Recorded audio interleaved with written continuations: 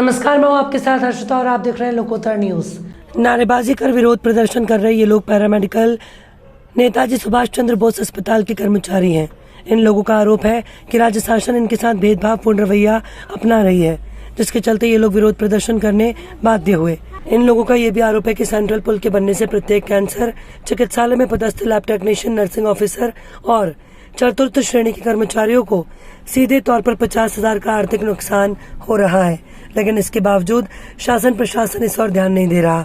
इसके चलते शुक्रवार को नेताजी सुभाष चंद्र बोस मेडिकल कॉलेज के डॉक्टर परवेज सिद्दीकी को एक ज्ञापन सौंपा। इस दौरान वरिष्ठ कर्मचारी नेता संजय गुजराल सहित बड़ी संख्या में नर्सेज और लैब टेक्नीशियन कर्मचारी उपस्थित रहे। मेडिकल स्टाफ हैं, हम लोग कम से कम 2-2.5 साल से लड़ाई लड़ रहे हैं कि हमको सेंट्रल पुल में ना शामिल किया जाए। हमारे यहाँ कैंसर मरीजों की इतनी सेवा हम लोग करते हैं, उसके बावजूद भी हमारे चाहे उच्च अधिकारी हों, चाहे हमने मैडम से भी कितनी बार बातें की है, सिर्फ आश्वासन देते हैं कि सेंट्रल पुल नहीं किया। अभी हमको ज्ञात जैसे हुआ लेटर आया था कि इनको सेंट्रल पुल में सम्मिलित किया जाता है, जिसका आज हम लोग विरोध कर रहे हैं। और हमने आज अपने madam superintendent madam Lakshmi Singh ji से मिले और अध्यक्ष सिद्दीकी सर से मिले, जिसका विरोध किया। जब तक ये निर्णय ना हो, हमारे फेवर में ना जाए, हमको बताया जाए सेंट्रल पुल में क्यों शामिल कर रहे हैं, या तो फिर एक क्लास अधिकारी से सेंट्रल पुल में शामिल करें ना, क्यों सिर्फ पैरामेडिकल चतुर्थ श्रेणी नर्सिंग ऑफिसर को शामिल कर रहे हैं, या तो एक क्लास अधिकारी से शामिल करते हुए 4th तक शामिल करें। ऐसा नहीं कि सिर्फ पैरामेडिकल कर दिए, सिस्टर को कर दिए, ये चीज़ नहीं सही है। और आगे हमारे सेंट्रल पुल को शामिल कर रहे हैं तो उसके खिलाफ हम लोग उच्च न्यायालय जाएंगे, कोर्ट जाएंगे, उच्च अधिकारी जाएंगे, सब कुछ करेंगे। काम को तो नहीं बंद कर सकते, लेकिन उसके खिलाफ कार्रवाई लड़ते रहेंगे। इंद्र प्रताप यादव। लगभग कितने कर्मचारी हैं ऐसे? लमसम हमारे यहाँ नर्सिंग स्टाफ 100 स्टाफ हैं, पैरामेडिकल 25-30 स्टाफ हैं, 4th ग्रेड के 25-30 स्टाफ हैं, लगभग 200-250 स्टाफ हम लोग हैं।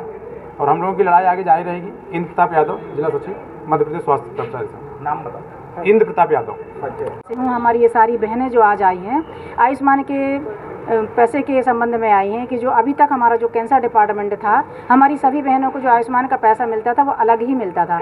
और चूंकि हमारा डीडीओ अलग है, हमारा सुप्रिटेंडेंट अलग है, हमारी सारी संस्थाएं अलग है, हम लोग का पेमेंट ही अलग आता है। तो इसलिए हम लोग ये चाहते हैं कि जो सेंट्रल पूल में जो सम्मिलित कर दिया है हमारे कैंसर डिपार्टमेंट को, उसमें ना करके हम लोग का जो अलग से पैसा मिलता था वो सदा ही ऐसा ही मिलता रहे।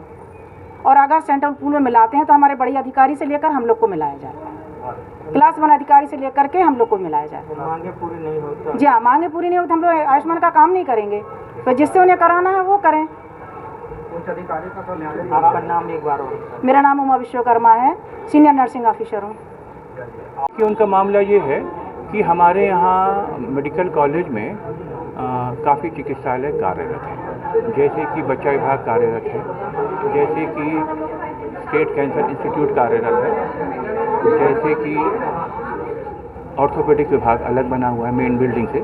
वैसे एक इंस्टीट्यूट बना है central cancer state cancer institute, जिसकी स्थापना जो है मेडिकल कॉलेज के डीन के अंडर में आती है, अधिष्ठाता के अंडर में। जहाँ के वो मुलाजिम हैं वो मुलाजिम हमारे डीन के अंडर, सारे डीन के अधिष्ठाता के मुलाजिम हैं। आप लोगों का ये कहना है कि हम कैंसर में काम अलग से करते हैं क्योंकि वहाँ पर इंस्टीट्यूट बना हुआ है, तो वहाँ जो पैरामेडिकल का पैसा आता है वो 3.5% से लेकर 5% नया रूल के हिसाब से, पुराने रूल के हिसाब से, पुराना पेमेंट और नया पेमेंट मिला के हमको एक 60-40 का रेशियो बना के दिया जाए। 60% हमको, यही आपकी मांग है ना, 40% अन्य को। तो इसका अवलोकन मैं कर रहा हूँ और मैं अन्य भी मैंने इनसे काफ़ी चर्चा की है और इनके भलाई में जो इनके हित में होगा उस प्रकार से पैसा जो भारत आयुष्मान भारत निरामय योजना में आ रहा है उसके अनुसार जो हम हितग्राहियों की दवाओं में पैसा इस्तेमाल करते हैं, 30% पैसा जो है हम डॉक्टर, पैरामेडिकल, अन्य स्टाफ को देते हैं। मुश्किल मुद्दा ये होता है कैंसर जैसे इंस्टीट्यूट में कभी कभी 30% से ज़्यादा पैसे की दवा लग जाती है। भारत शासन का एक साफ निर्देश मुझे मिला है कि अगर पैसा 30% से ज़्यादा लगता है तो हितग्राहियों की राशि से उसकी कटौती की जाए। हम इनके कैंसर इंस्टीट्यूट का एक बजट बना के कैंसर इंस्टीट्यूट के सारे मुलाजिम एवं कैंसर इंस्टीट्यूट के डायरेक्टर को सौंप देंगे। उसके बाद विस्तृत चर्चा करूंगा मैं कैंसर इंस्टीट्यूट के डायरेक्टर के साथ में, फिर उनके साथ एक बैठ के एक इनकी भलाई में जो कुछ होगा उसका निर्णय लेके इनको सूचित करूँगा। आज उन्होंने मुझे ज्ञापन दिया है, मैं ज्ञापन को थोड़ा समझ लूँ, पढ़ लूँ और इनके साथ मैं अपनी बजट की बजटिंग कर लूँ, क्योंकि देखिए पैसे का मामला है, बजटिंग ज़रूरी होती है।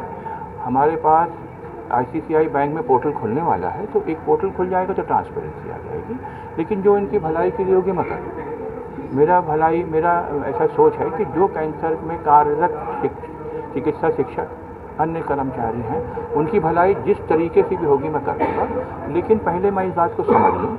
मैं इनसे ये पुनः निवेदन कर रहा था कि अभी जो पैसा 1-2 दिन में बट रहा है उसको एक्सेप्ट कर लें, एक या दो दिन में जो बटने वाला है अन्य के लिए विषयांतर हम उस पर चर्चा करके कर लेंगे।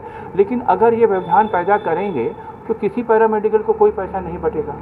पैसा ज़्यादा मिला या कम मिला नहीं है, हमने मरीज़ की कितनी सेवा की वो ज़्यादा की और उन्होंने बहुत सेवा की। कैंसर के मरीज़ की सेवा से अच्छा कोई नहीं कर रहा, इतना नहीं कहूँगा कि सेवा नहीं कर रहे, इनसे ज़्यादा सेवा कोई नहीं कर रहा है।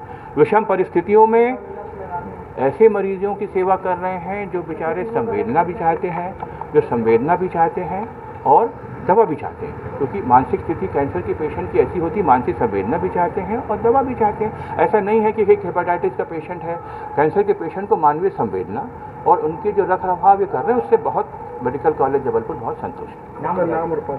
मैं देखिए डॉक्टर परवेज अहमद सिद्दीकी, आयुष्मान अध्यक्ष, नेताजी सुभाष चंद्र बोस मेडिकल कॉलेज जबलपुर। ठीक।